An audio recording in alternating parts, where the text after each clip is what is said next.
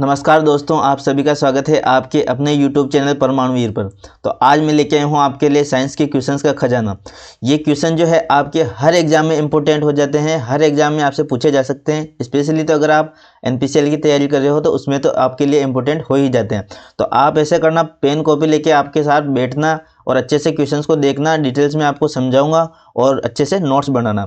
तो आइए खोलते हैं अपने जनरल साइंस के क्वेश्चंस का खजाना। देखिए, अपने पास क्वेश्चन है पहला कि किस धातु को चाकू से काटा जा सकता है। तो लिखिए, देखिए लिखते जाना कि देखिए पहला टॉपिक लिखिए,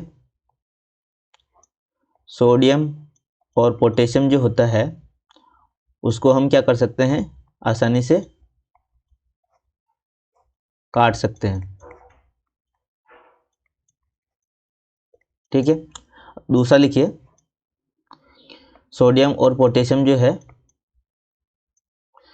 ये आवर्त सारणी के ग्रुप नंबर 1 के एलिमेंट। ठीक है। और तीसरा इसी में लिखिए, सोडियम को हमेशा केरोसिन में रखा जाता है। केरोसिन में नहीं रखेंगे तो क्या होगा भाई,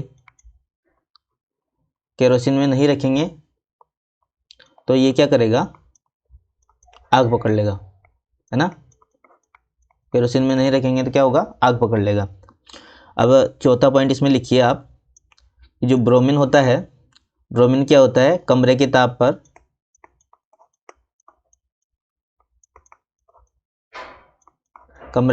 पर द्रव अधातु है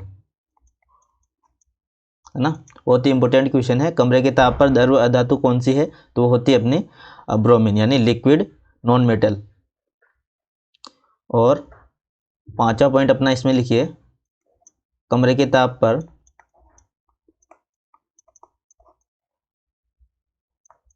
द्रव धातु। ठीक है, द्रव धातु पूछ ले कमरे के ताप पर तो कौन सी होती है, वो होती है अपनी मरकरी यानी पारा। तो इस क्वेश्चन में आपके कितने क्वेश्चन बन गए, इस क्वेश्चन में आपके 5 कंसेप्ट क्लियर हो गए। ठीक है, चलते हैं अब नेक्स्ट क्वेश्चन पर। देखिए नेक्स्ट क्वेश्चन क्या है अपना, इसमें दे रखा है कि विद्युत का सर्वोत्तम चालक इनमें से कौन सा है। तो देखिए चालकता के आधार पर हम देखें तो सिल्वर की जो चालकता होती है वो होती है सबसे अधिक। उसके बाद आती है कॉपर की चालकता यानी कंडक्टिविटी। उसके बाद आती है गोल्ड की, और उसके बाद आती है आपकी एल्यूमिनियम की। तो यहाँ पर आपको दिख रहा होगा, इसका आंसर हो जाएगा अपने पास ऑप्शन नंबर ए, सिल्वर। तो ये आपको ध्यान रखना है।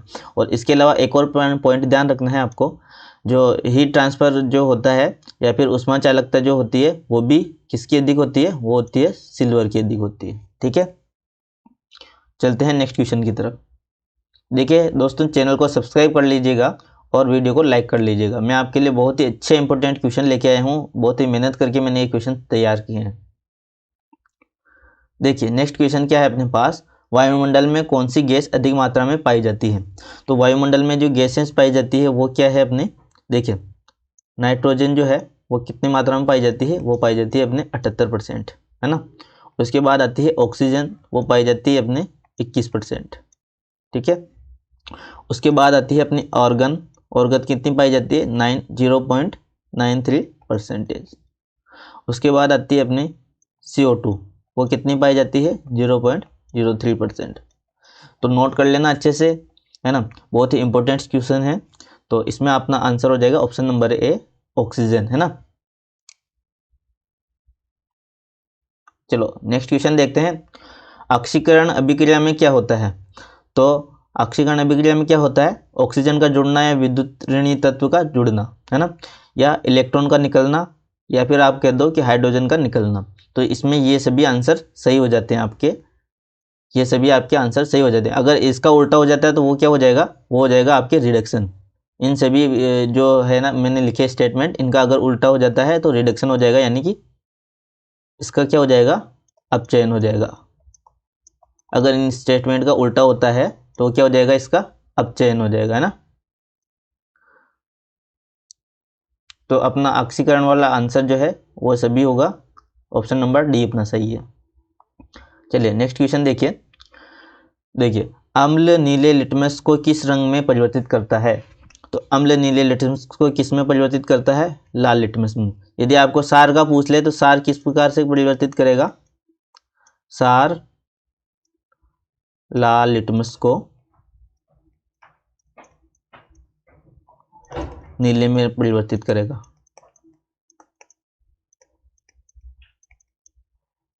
ठीक है, नीले में परिवर्तित करेगा।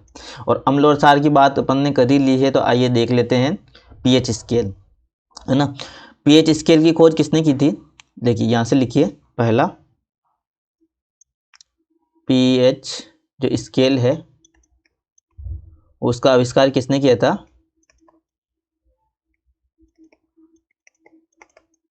सोरेसन्स ने।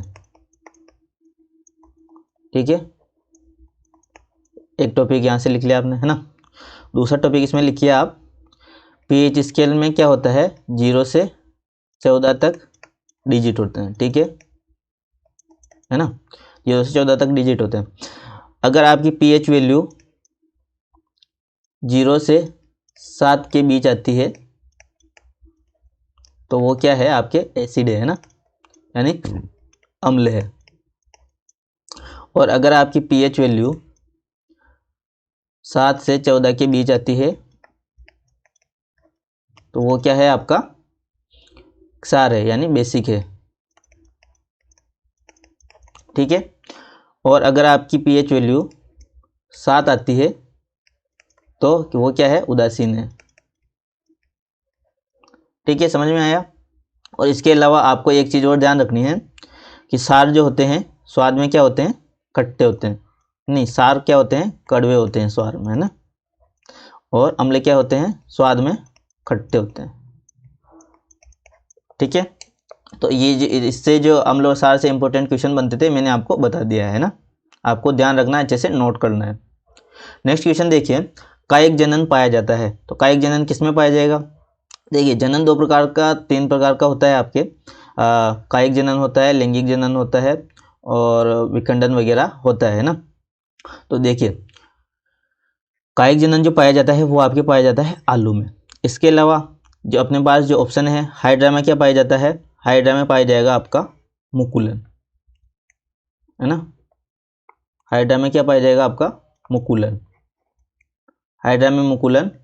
और स्पायरोगायरा और अमीबा में क्या पाया जाएगा? आपका इसमें पाया जाएगा आपका विखंडन।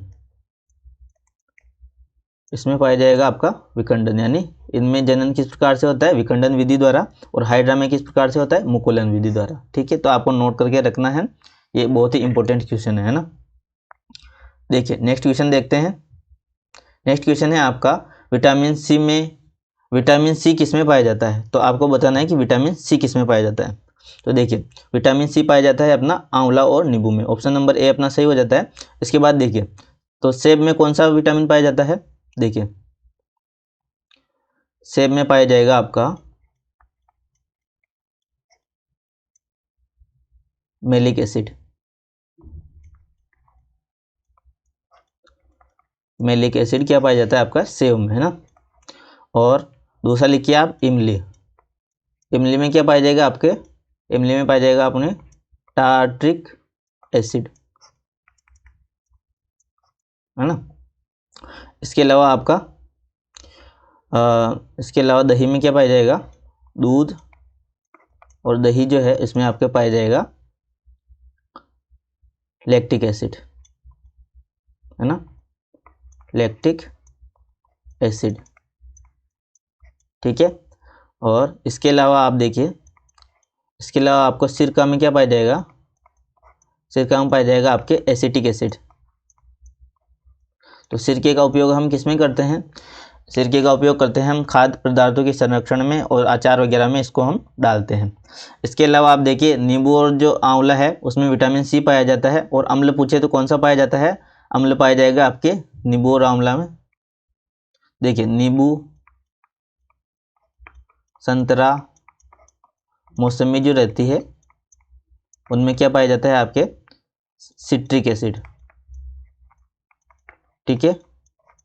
इसके अलावा आप देखिए टमाटर, टमाटर में क्या पाया जाएगा आपके ऑक्जेलिक एसिड, ठीक है। ऑक्जेलिक एसिड आपके क्या पाया जाएगा, टमाटर में पाया जाएगा। तो ये बहुत ही इंपॉर्टेंट क्वेश्चन थे जो मैंने आपको बताए हैं। इसके अलावा आप देखिए मधुमक्खी का जो डंक होता है,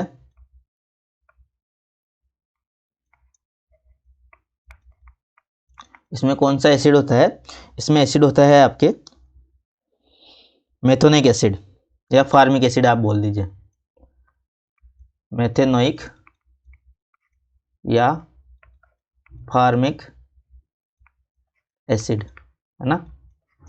और एक और लिख लीजिए, आपकी जो चींटी का डंक होता है उसमें भी यही पाया जाता है, लाल चींटी का जो डंक होता है उसमें भी यही एसिड पाया जाता है, फार्मिक एसिड या मेथोनिक एसिड। तो इसका मैंने आपको अच्छे से विस्तार करके बता दिया है, आप इसको नोट कर लेना। नेक्स्ट क्वेश्चन है अपना, रक्त प्लाज्मा में जल की लगभग मात्रा कितनी होती है। तो देखिए अपना जो ब्लड होता है ना, देखिए यहाँ से लिखिए ब्लड, नीचे से लिख लीजिए ब्लड, ठीक है। ब्लड में क्या होता है,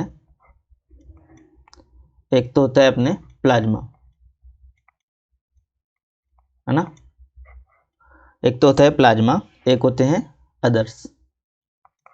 अदर में कौन कौन से आते हैं, आरबीसी हो गया, डब्ल्यूबीसी हो गया और प्लेटलेट्स हो गया, ठीक है। और देखिए प्लाज्मा की कितनी मात्रा होती है रक्त में, लगभग 55%, और बाकी इसकी कितनी मात्रा होती है अदर्स की, 45%, है ना। और प्लाज्मा के अंदर भी आप देखिए, प्लाज्मा के अंदर भी आपको क्या मिलेगा कि 90% जो है वो क्या मिलेगा आपको, जल मिलेगा, है ना।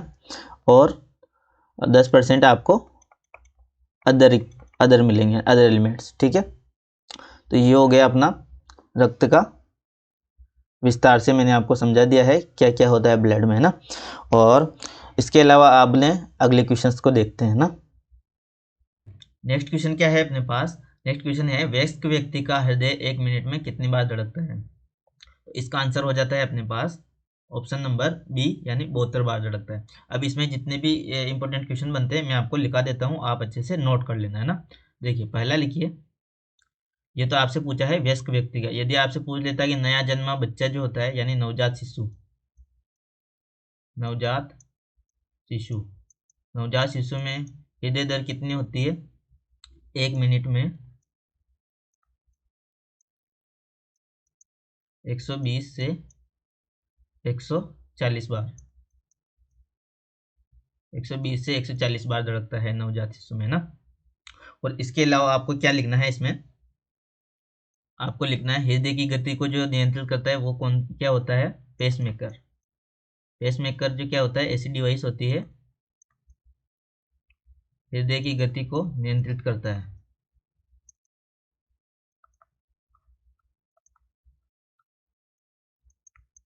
हृदय की गति को नियंत्रित करता है, ठीक है। कौन करता है, पेसमेकर, है ना।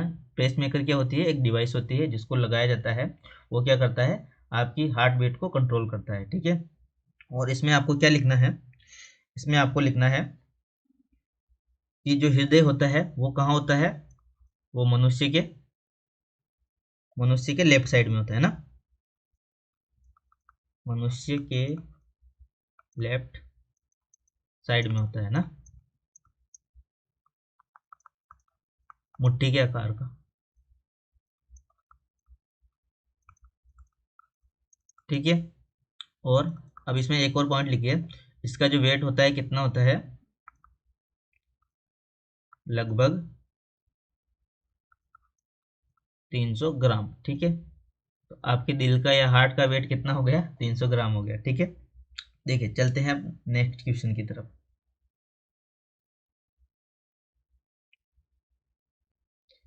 नेक्स्ट क्वेश्चन देखिए अपना, नेक्स्ट क्वेश्चन क्या है कि लाल रक्त कणिकाओं को निम्न में से किस नाम से जाना जाता है। तो लाल रक्त कणिकाएं यानी रेड ब्लड सेल जो होती है उसको क्या जाना जाता है, आरबीसी के नाम से, ठीक है।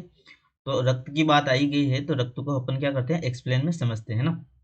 देखिए अभी मैंने बताया था आपको कि प्लाज्मा जो होता है 55% होता है, और अदर्स जो इसके एलिमेंट होते हैं वो क्या होते हैं 45%। जिसमें क्या क्या आता है अभी मैंने बताया था, आरबीसी, डब्ल्यूबीसी और प्लेटलेट्स। ठीक है, अब इस पे इससे जो इंपॉर्टेंट क्वेश्चन होते हैं ना, मैंने आपको यहाँ पर प्रोवाइड करा दिया। देखिए, आरबीसी का जो जीवन काल होता है वो कितना होता है, 120 दिन होता है ना। ठीक है, यानी कि 120 दिन तक आरबीसी अपने ब्लड में मौजूद रहती है ना। ठीक है, उसके बाद दूसरी आरबीसी बनती है। और डब्ल्यूबीसी का जो जीवन काल होता है वो कितना होता है, वो होता है आपके 12 से 20 दिन है ना। और प्लेटलेट्स जो होता है अपना, उसका जो जीवन काल होता है वो क्या होता है, 3 से 5 दिन। जब अपने को डेंगू हो जाता है लोगों को, तो क्या बोलते हैं कि प्लेटें कम हो गई, वो प्लेटें नहीं होती है, वो होता है प्लेटलेट्स। ठीक है, और देखिए, आरबीसी का निर्माण किस में होता है, अस्थि मज्जा में होता है ना। और इसका डब्ल्यूबीसी का निर्माण कहाँ होता है, प्लीहा में होता है ना। और प्लेटलेट्स का निर्माण भी अस्थि मज्जा में होता है, हीमोग्लोबिन में। ठीक है, इसके अलावा आरबीसी की कमी हो जाती है तो कौन सा रोग हो जाता है, वो हो जाता है अपना एनीमिया रोग है ना। और ऊंचाई पर रहने वाले लोगों के जो ब्लड में है, वो क्या होता है, आरबीसी की मात्रा ज़्यादा होती है, यानी बढ़ जाती है उनके ब्लड में। ठीक है, ऊंचाई पर रहने वाले लोगों की। और इसके अलावा देखिए, डब्ल्यूबीसी जो है अपने शरीर में क्या करता है, एंटीबॉडी का कार्य करता है ना। ठीक है, और प्लेटलेट्स में देखिए, डेंगू होने पर इसकी क्या हो जाती है, कमी हो जाती है अपने शरीर में ना। अ, लोग बोलते हैं ना कि ये डेंगू हो गया तो प्लेटें कम हो गई, वो प्लेटें नहीं होता है, वो होता है अपना प्लेटलेट्स। ठीक है, और इसकी कमी से क्या होता है, ये क्या होता है, रक्त के थक्का बनने में सहायक होता है। तो इसकी कमी से अपने को रक्त का थक्का नहीं बनेगा। ठीक है, आइए देखते हैं नेक्स्ट क्वेश्चन। देखिए, बेरी बेरी रोग किस चीज की कमी से होता है, तो आपको बताना है कि बेरी बेरी रोग किसकी कमी से होता है। तो ऑप्शन बी अपना सही हो गया, विटामिन बी की कमी से है ना। तो देख लेते हैं विटामिन की कमी से होने वाले रोग। देखिए, पहला लिखिए, विटामिन ए जो है उसकी कमी से आपको कौन सा रोग होगा, रतौंधी रोग। ठीक है, विटामिन ए की कमी से कौन सा रोग हो जाता है, रतौंधी रोग हो जाता है। इसके अलावा बी मैंने बता ही दिया है, बेरी बेरी रोग हो जाता है ना। एक्चुअली ये क्या है, B1 है ना, विटामिन B1।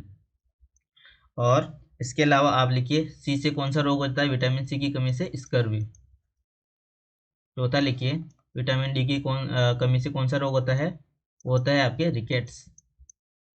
ठीक है, रिकेट्स क्या है, ये क्या है, ये जो अपनी अस्थियां होती है उससे संबंधित रोग है ना। और विटामिन डी हो गया। और विटामिन के से संबंधित कमी से कौन सा रोग होता है, रक्त का थक्का नहीं जमना।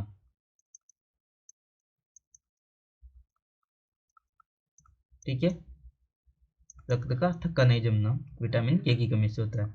इसके अलावा आप लिखिए, विटामिन ए की कमी से कौन सा रोग होता है, ब्रेन हेमरेज। ठीक है, और इम्यूनिटी कम हो जाती है।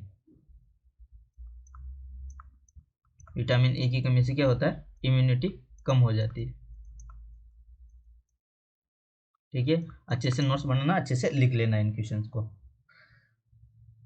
देखिए, अब यहाँ पर दे रखा है आपको, प्रोटीन भी ऑप्शन में दिया है ना। तो अपने लिख लेते हैं प्रोटीन से संबंधित रोग भी ना। तो प्रोटीन से संबंधित प्रोटीन की कमी से जो होते हैं वो होते हैं 2 प्रकार के रोग। ठीक है, प्रोटीन की कमी से, एक मिनट, प्रोटीन की कमी से कितने प्रकार के रोग होते हैं, वो होते हैं अपने 2 प्रकार के। ठीक है, प्रोटीन की कमी से। ठीक है, एक तो होता है अपना क्वाशोरकोर।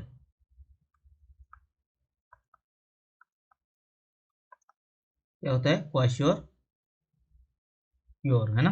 एक होता है मेरास्मस।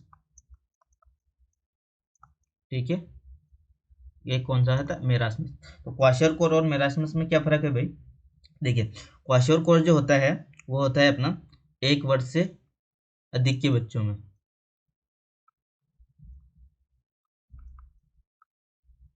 1 वर्ष से जो अधिक उम्र वाले बच्चे होते हैं उनमें होता है। और मेरास्मस जो होता है 1 वर्ष से कम उम्र के बच्चों में ना। देखिए, यहाँ पर देखिए, नाम बड़ा है तो बड़े बच्चों में होगा, नाम छोटा है तो छोटे बच्चों में होता है। इस तरीके से आपको ट्रिक भी ध्यान रख लेनी है ना। आइए करते हैं नेक्स्ट क्वेश्चन। देखिए यहाँ एक चीज़ मैं आपको बताना भूल गया था, आप एक और चीज़ इसमें ऐड कर लीजिए। आरबीसी और डब्ल्यूबीसी का जो रेशियो होता है ब्लड में वो कितना होता है, 6000:1, यानी आरबीसी जो होती है डब्ल्यूबीसी की 6000 गुना होती है। ठीक है, ये भी बहुत ही इंपॉर्टेंट क्वेश्चन है, आपको ध्यान रखना है। आइए चलते हैं अपने नेक्स्ट क्वेश्चन की तरफ। ये क्वेश्चन मैंने पढ़ा दिया है, अब चलते हैं अपन 12वें क्वेश्चन की तरफ। देखिए क्या लिखा है, मादा एनोफिलीज मच्छर जब काट लेता है तो उससे कौन सा रोग होता है। कौन सा रोग होता है सभी को पता है, क्या होता है, मलेरिया रोग हो जाता है ना। अब देखिए इनमें जो ऑप्शन दिए हैं ना उनके बारे में मैं आपको बताता हूँ ना।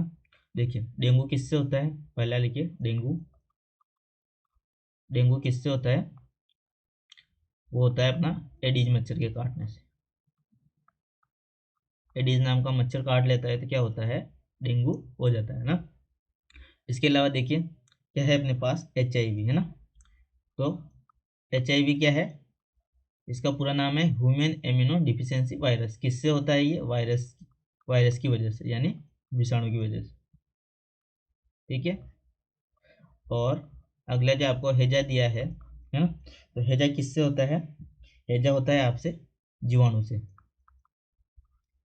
हैजा किससे होता है, हैजा जीवाणु से होता है, यानी बैक्टीरिया से। ठीक है, अब चलते हैं अपन अच्छा एक चीज़ और इसमें लिख लीजिए, जो मलेरिया जो होता है वो किससे होता है, मादा एनोफिलीज मच्छर के काटने से। और इसके अलावा एक चीज़ और लिखिए, इसका जो रोग कारक है वो कौन है, प्रोटोजोआ। ठीक है, जैसे हैजा और हैजा में बताया मैंने आपने जीवाणु, और HIV में मैंने आपको बताया वायरस यानी विषाणु, उसी प्रकार से मलेरिया में कौन होता है रोग कारक, वो होता है अपना प्रोटोजोआ। ठीक है, प्रोटोजोआ की वजह से मलेरिया हो जाता है।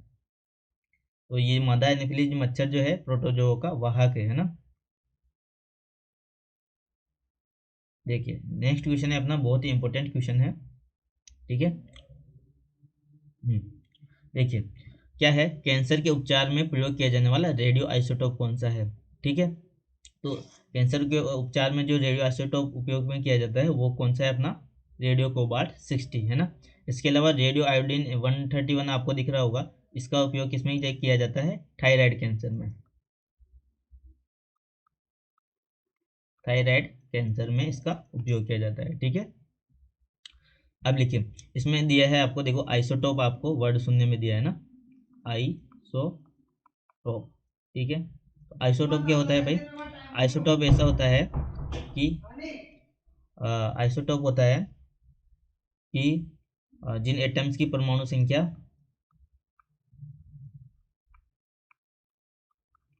संख्या समान किंतु परमाणु द्रव्यमान संख्या भिन्न।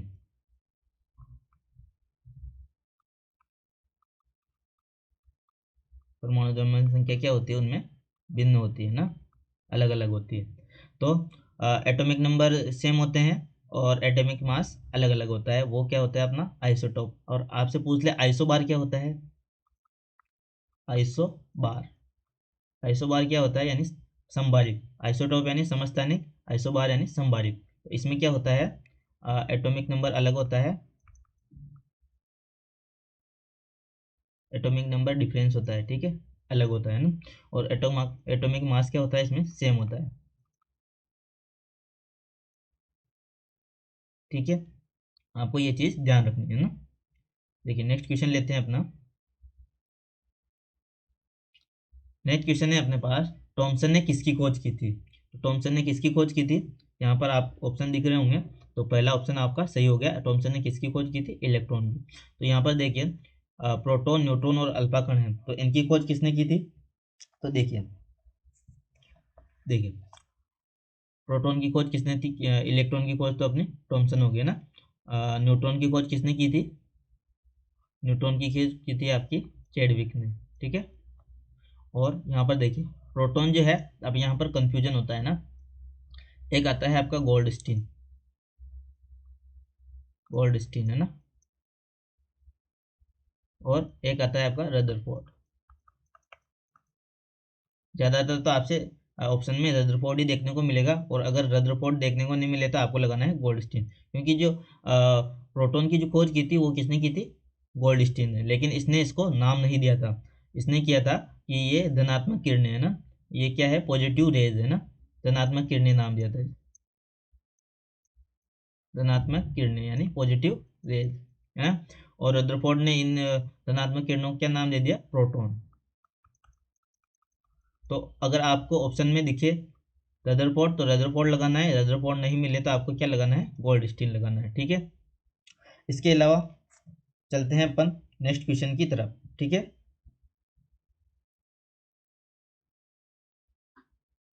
देखिए लास्ट क्वेश्चन है अपना, सीले ने किसकी खोज की थी। तो देखिए इस क्वेश्चन से मैं आपको क्या करूंगा, इस क्वेश्चन से आपके 5-7 क्वेश्चन आपको इतने इंपॉर्टेंट क्वेश्चन आपको करवाने वाला हूँ, है ना। तो अच्छे से लिख लेना। देखिए पहला पॉइंट लिख लिया इसमें, पहला पॉइंट क्या लिखोगे, ये जो प्रिस्टले और सीले जो है उसने किसकी खोज की थी, किसकी खोज की थी, इन्होंने की थी ऑक्सीजन की खोज, ठीक है, प्रिस्टले और सीले ने, है ना। तो ऑप्शन नंबर ए अपना सही हो जाता है कि सीले ने ऑक्सीजन की खोज की थी। इसके अलावा देखिए नाइट्रोजन की खोज किसने की थी, नाइट्रोजन की खोज की थी डेनियल रदरफोर्ड, ठीक है। रदरफोर्ड ने क्या किया था, नाइट्रोजन की खोज की थी, है ना। इसके अलावा हाइड्रोजन की खोज किसने की थी, तो हेनरी केवेंडिश ने, ठीक है। हाइड्रोजन की खोज किसने की थी, हेनरी केवेंडिश ने। ये क्वेश्चन इतने इंपॉर्टेंट है, ये मैंने खुद बनाए हैं आपके लिए, बहुत मेहनत करके बनाई है ना। तो आप ऐसा कीजिए, वीडियो को लाइक कर लीजिए ना, और अच्छे से नोट्स बनाइएगा, इनको मेरी मेहनत को बेकार मत जाने देना। और आपके ओजोन पूछ ले कि ओजोन की खोज किसने की थी, है ना। तो ओजोन की खोज किसने की थी, आपकी चार्ल्स और बूसन ने, चार्ल्स और बूसन ने, ठीक है। और जो अपना देखिए ओजोन लेयर कहाँ पाई जाती है, ओजोन के बारे में देखते हैं। देखिए ओजोन को करते हैं अपन पोस्टमार्टम, है ना। यहाँ से लिखिए, ओजोन लेयर पाई जाती है अपने समताप मंडल में,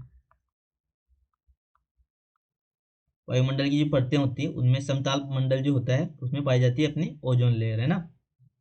और इसके अलावा दूसरा पॉइंट लिखिए इसमें, ये क्या करती है, ये जो सूर्य से जो हानिकारक अल्ट्रावायलेट किरणें आती है इनको रोकती है। तो हमारी किससे रक्षा करती है, ये अल्ट्रावायलेट रेज है ना। अल्ट्रावायलेट जो किरणें होती है उनको एब्जॉर्ब कर लेती है ना। तो हमारे लिए बहुत ही इंपॉर्टेंट हो जाता है। इसके इसके तीसरा पॉइंट लिखिए। देखिए इसमें क्या है कि इसमें छेद देखा गया था अंटार्कटिका के ऊपर, है ना। अंटार्कटिका के ऊपर छेद किसने दिखा था, इसके ऊपर, इसके अंदर छेद देखा गया था अंटार्कटिका के ऊपर, किसने देखा था, ये देखा था आपके फोरमैन ने, ठीक है। और इसकी जो मोटाई है वो किस में मापी जाती है, मोटाई का मात्रक क्या है, ओजोन परत की मोटाई मापने का वो होता है आपके डोप्सन, ठीक है। डोप्सन आपकी इसकी यूनिट होती है। तो ये बहुत ही इंपॉर्टेंट क्वेश्चन थे जो मैंने आपको बताए हैं, है ना। इसके अलावा आप एक और लिख लीजिए, ओजोन में क्या लिखोगे, ओजोन दिवस जो है आपका कब मनाया जाता है, ओजोन दिवस 16 सितंबर को, ठीक है। तो क्वेश्चन तो मैंने 15 लिए थे, लेकिन हर क्वेश्चन में आपको मैंने 7-8 कंसेप्ट बताए हैं। इस हिसाब से आपके ये 70 से ऊपर क्वेश्चन हो जाते हैं जो मैंने आपको थोड़ी देर में तैयार करा दिया। तो वीडियो को लाइक कर लीजिएगा, चैनल को सब्सक्राइब कर लीजिएगा, अपने दोस्तों के साथ शेयर कर दीजिएगा। Thank you friends.